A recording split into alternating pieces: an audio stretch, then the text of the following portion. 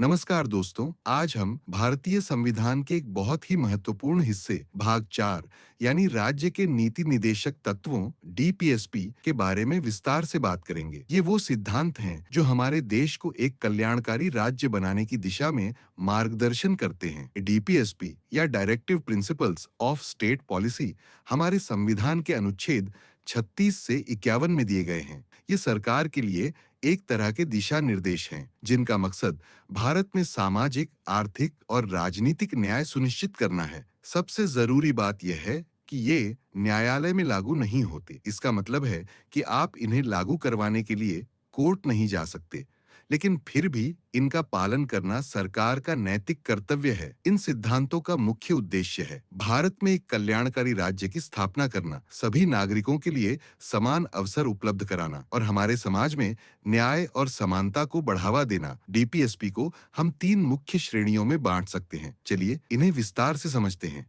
सामाजिक और आर्थिक कल्याण संबंधी सिद्धांत। अनुच्छेद 38 यह कहता है कि राज्य लोगों के कल्याण को बढ़ावा देगा और समाज में न्याय स्थापित करेगा। अनुच्छेद 39 इसका उद्देश्य है कि सभी को रोजगार, समान वेतन और स्वास्थ्य जैसी सुविधाएं मिलें। अनुच्छेद 41-42 इनमें बेरोजगारी, बुढ़ापे और बीमारी में मदद देने की बात है। साथ ही काम की अच्छी स्थितियां और मातृत्व सहायता भी शामिल है। अनुच्छेद 43 यह मजदूरों को सम्मानजनक जीवन और वेतन देने का निर्देश देता है। गांधीवादी सिद्धांत। ये वो सिद्धांत है जो महात्मा गांधी के विचारों से प्रेरित हैं। अनुच्छेद 40 यह पंचायती राज व्यवस्था की स्थापना का निर्देश देता है। अनुच्छेद 43 इसके तहत कुटीर और ग्रामोद्योगों को बढ़ावा देने की बात कही गई है।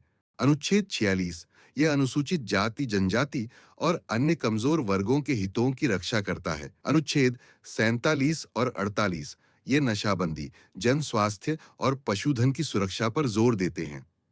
उदारवादी और आधुनिक सिद्धांत। ये सिद्धांत आधुनिक सोच पर आधारित हैं। अनुच्छेद 44 ये सबसे चर्चित है, जो समान नागरिक संहिता यूनिफॉर्म सिविल कोड को लागू करने का प्रयास करने के लिए कहता है। अनुच्छेद 45 इसके तहत 6 साल तक के बच्चों के लिए प्रारंभिक शिक्षा का प्रावधान है। अनुच्छेद 50 यह न्यायपालिका को कार्यपालिका से अलग करने की बात करता है, ताकि न्यायपालिका स्वतंत्र रूप से काम कर सके। अनुच्छेद 51 यह अंतर्राष्ट्रीय शांति और सुरक्षा को बढ़ावा देने का निर्देश देता है।